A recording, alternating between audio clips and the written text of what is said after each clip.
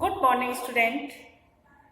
अभी कल हमने आपको माटी वाली पाठ के कुछ अंश समझाए। आगे मैं उसी पाठ को आज समझाना चाहूँगी कि किस तरह से माटी वाली अपने पति के लिए उन रोटियों को अपने चद्दर के कोने में बांध लेती है और इसके बाद वो दूसरे घर में जाती, वहाँ भी उसको 2 रोटियाँ मिलती हैं, तो उन दोनों रोटियों को भी वो उसी में बांध लेती है और मन ही मन सोचती चली जाती है कि अब उसे क्या करना है।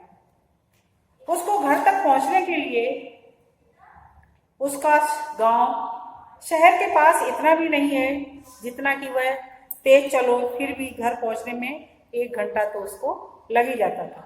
रोज सुबह निकल जाती थी वह अपने घर से पूरा दिन माटा खाना में मिट्टी खोदती, फिर उसे विभिन्न स्थानों में फैले घरों तक उसे देने के लिए जाती थी और उनको उसको मिट्टी को ढो करके वहां तक ले जाने में ही उसका सारा समय बीत जाता था।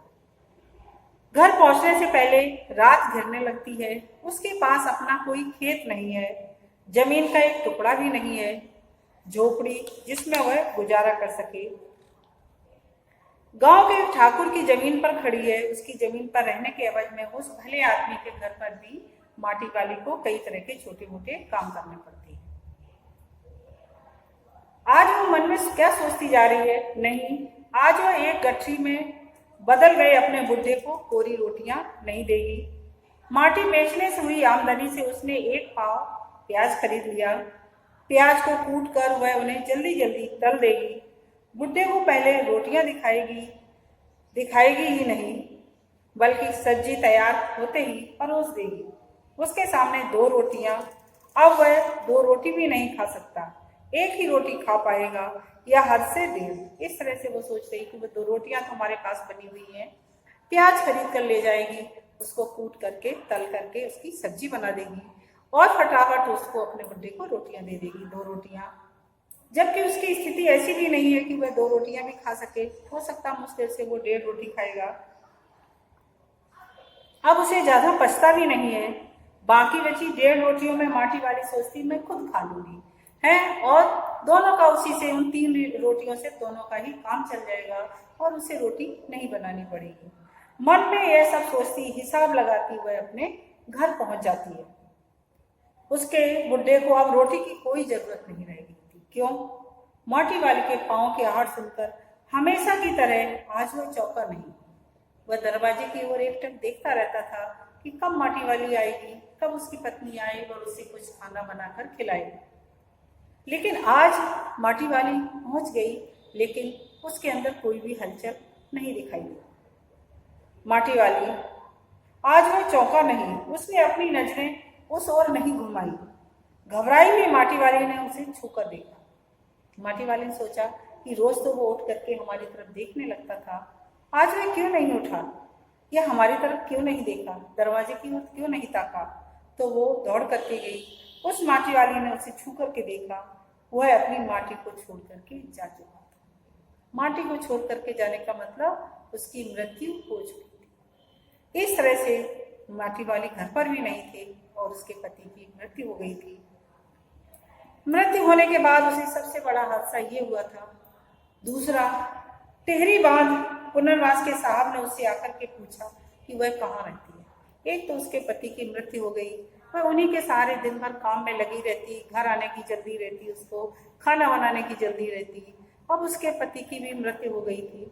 दूसरे, टेहरी बांध है वो बहुत अधिक भर गया था, इसके कारण उसमें से थोड़ा सा पानी बाहर निकालना था। तो पानी निकालने से पहले क्या करते, आसपास के जितने भी गांव होते हैं उन सबको खाली करा दिया जाता है, जिससे कि उस पानी के तेज बहाव के कारण उन्हें किसी भी तरह का कोई नुकसान न हो। इसी तरह से टेहरी बांध के आसपास ही रहने वाली थी वो, इसलिए वहां पर जैसे ही खबर आई कि तुम बुढ़ी, उससे पूछा, सब गांव वालों ने मुझसे पूछा और उससे पूछा कि तुम कहाँ रहती हो। अब वो बुढ़िया क्या बताए कि वह कहाँ रहती है। तुम तहसील से अपने घर का प्रमाण पत्र ले आओ। मेरी जिंदगी में इस शहर के तमाम घाटों में माटी देते गुजर गई साहब। वो कहती कि मैं कहाँ रहती हूँ, मैं तो यही सब में माटी देती हूँ। माटी कहाँ से लाती हूँ पूछता है वो, तो वो कहती माटा खाने से लाती हूँ माटी। वह माटा खान चढ़ी है तेरे नाम? जिस जगह पर है ना तू माटी लेकर के आती है, क्या वो माटा खान तुम्हारे नाम पर है? अगर है तो तेरा नाम लिख देते हैं, या तेरे नाम पर है तो तेरा नाम लिख देते, कल अपने कागज लेकर के आना तो तुम्हारी पुनर्वास की व्यवस्था की जाएगी। माटा खान तो मेरी रोजी है साहब। बुढ़िया, हमें जमीन का कागज चाहिए, रोजी का नहीं। साहब कह रहे कि मुझे तो जमीन का कागज चाहिए। माटा खान या तुम्हारे नाम हो तो दिखाओ, क्योंकि जो जिनकी वहां पर जमीन है और जिनके नाम कुछ ना कुछ है, पुनर्विवास की व्यवस्था भी उन्हीं की जा रही है। बांध बनने के बाद मैं क्या खाऊंगी साहब?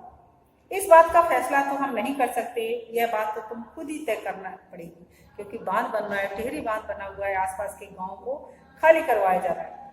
टेहरी बांध की 2 सुरंगों को बंद कर दिया गया, शहर में पानी भरने लगा है, शहर में आपाधापी मची है, शहरवासी अपने घरों को छोड़कर वहां से भागने लगे हैं। पानी भर गया, जाने से सबसे पहले कुल शमशान घाट डूब गए। माटी वाली अपनी झोपड़ी के बाहर बैठी है। ये चित्र में भी आप देख रहे हैं कि माटी वाली अपनी झोपड़ी के बाहर बैठी हुई है। घर के हर आने जाने वाले से एक ही बात कहती है, गरीब का शमशान नहीं उजड़ना चाहिए।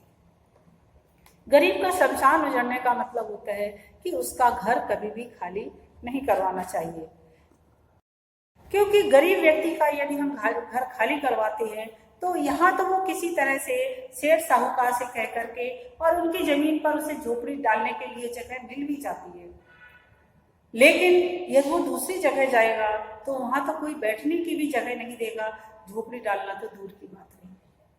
इसीलिए आप देखते होंगे कि शहरों के पास अक्सर जो गवर्नमेंट की जमीन होती है, गरीब व्यक्ति वहीं पर झोपड़ियां अपनी बना लेता है। यहाँ तक कि आप देखो बड़े बड़े शहरों में, दिल्ली में जाओ तो देखा रेलवे स्टेशन के किनारे किनारे कितनी सारी झोपड़ी बनी हुई है। इन सब का कारण यही है क्योंकि वो गवर्नमेंट की जमीन होती है, उस पर लोग इतना मना नहीं करते हैं, करते भी है तब भी वो कहते हैं कि मैं कहाँ जाऊं, क्योंकि मेरे पास अपना कोई घर नहीं है, इसलिए वो जबरदस्ती वहीं पर अपनी झोपड़ियां बना लेते हैं। लेकिन किसी व्यक्ति विशेष की यदि वो जमीन होती है तो वो किसी भी तरह से उसको अपनी झोपड़ी बनाने नहीं देता है। उसे लगता है कि कहीं ऐसा ना हो कि मैं देखिए भावावेश में आकर के इसको यहाँ पर रहने की लिए जगह दे दूं, और समय भी ऐसा हो गया है कि वो कुछ दिनों बाद यही कहने लग जाए कि ये तो जमीन मेरी है और मैं यही रहूंगी, फिर उनको निकालना बड़ा मुश्किल काम है। तो इसलिए वो माटी वाली कहना चाहती है कि गरीब का कभी भी शमशान, उसका घर ही उसका शमशान होता है, वहीं उसकी मृत्यु होनी चाहिए, क्योंकि इसके अलावा उसको कहीं भी रहने के लिए जगह नहीं मिलती है। इसलिए गरीब लोगों के प्रति के सामने कौन कौन सी समस्याएं आती हैं, शायद हम सबको समझना बहुत मुश्किल है।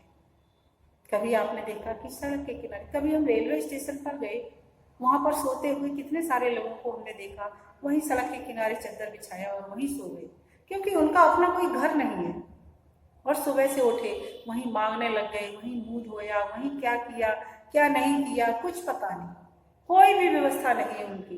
इस तरह से हमारा देश बहुत सारी गरीबी के दौर से गुजर रहा है। इन सब की व्यवस्था के लिए हमारी सरकार ने भी अनेक तरह के छोटे छोटे उद्योग धंधे लगाए हैं। हर व्यक्ति यदि उन उद्योग धंधों की ओर अपना ध्यान आकर्षित करे, नौकरी की अपेक्षा यदि वो इनकी तरफ अपना ध्यान आकर्षित करे, तो हो सकता है वो स्वयं तो सक्सेस होगा ही, साथ में हजारों लोगों को वो स्वयं भी नौकरी दे सकता है, और उसमें वो गरीब जो बेचारे इधर उधर कहीं ठहरने की जगह नहीं है, उनका भी गुजारा कुछ न कुछ परिश्रम करके वो भी कर सकते हैं। इसलिए यदि जितना अधिक हम देश में रोजगार बढ़ाएंगे, गवर्नमेंट यही चाहती है कि जितना अधिक छोटे छोटे उद्योग धंधे या कुछ ना कुछ बढ़ेगा तो लोगों को कमाने के लिए कोई साधन उपलब्ध होंगे, और साधन उपलब्ध होंगे तो उससे वो अपने, यदि हमने बहुत अधिक पैदा किया तो हम उसका देखिए बाहर भी बेच सकते हैं उस सामान को। तो इसीलिए हमें छोटे छोटे से उद्योग धंधे जगह जगह गवर्नमेंट को, प्रशासनिक अधिकारियों को लगाने चाहिए, जिससे गरीबों की उन समस्याओं से निजात दिलाई जा सके। धन्यवाद।